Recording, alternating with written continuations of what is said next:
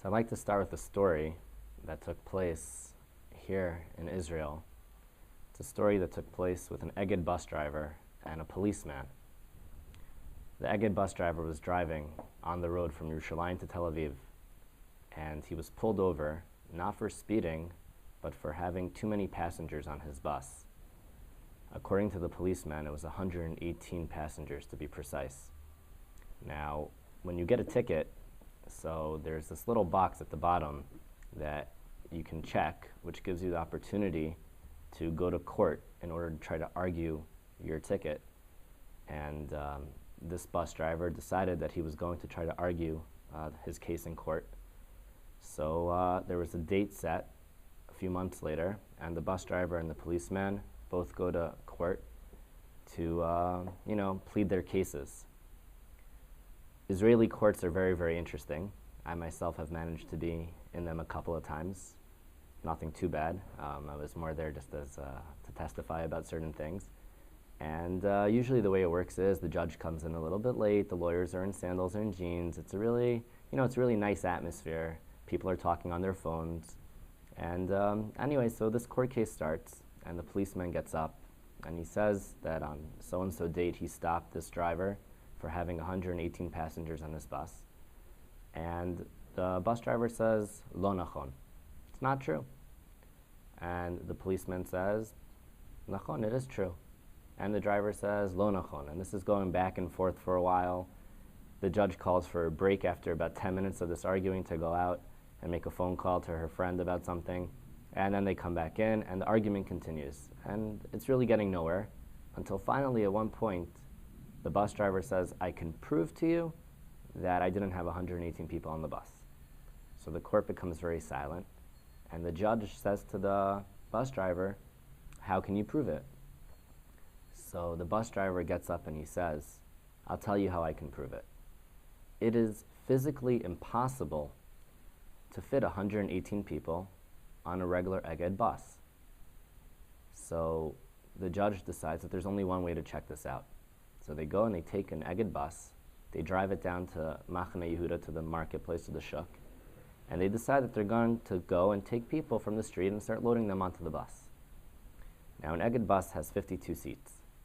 And they go and they start loading one passenger after the next passenger. The 52 seats are all filled.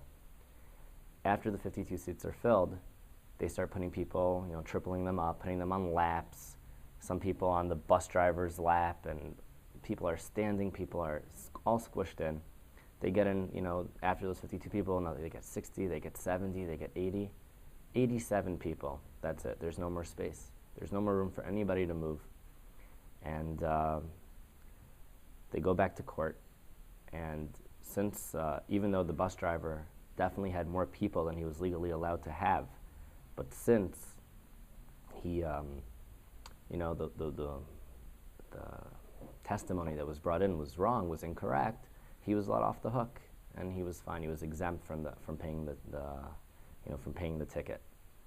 After the court case, the policeman goes over to the bus driver and says, "Listen, I know what I saw, and I know that there were 118 people on that bus.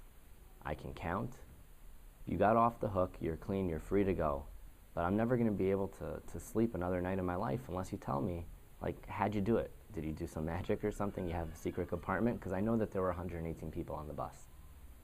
So the bus driver turns to the policeman, smiles at him, and says, "Achi, my brother." He says, "You should just know that really, I've even put more than 118 people on a bus before. And I'll tell you why. I'll tell you how. You see, when we went down to Machane Yehuda, all the people that were on the bus, they didn't want to be there. We were shepherding them in, forcing them to go in. And each person was, sitting with his legs open, standing with his arms spread apart. Nobody wanted to be on that bus. And that's why we were only able to fit 87 people.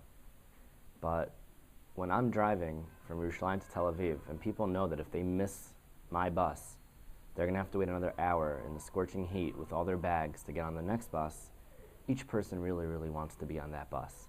And therefore, their arms are interlinked, they're sitting on top of each other. You can fit even more than 118 people on a bus. Now, the reason why I'm telling you this story is because Chazal tell us, Ein davaro made b'fnei haratzon. Nothing stands before the will of a person. Many times in life we find ourselves unsuccessful at different things that we try to do. We set goals for ourselves and we don't reach them. People tell us that things are impossible and we don't get them done. Chazal tell us that if you really want something bad enough, you're going to be able to go for it and you're going to be able to get it, but you have to truly, truly want it. In the words of one great sage, the impossible is only the possible, it hasn't been done yet.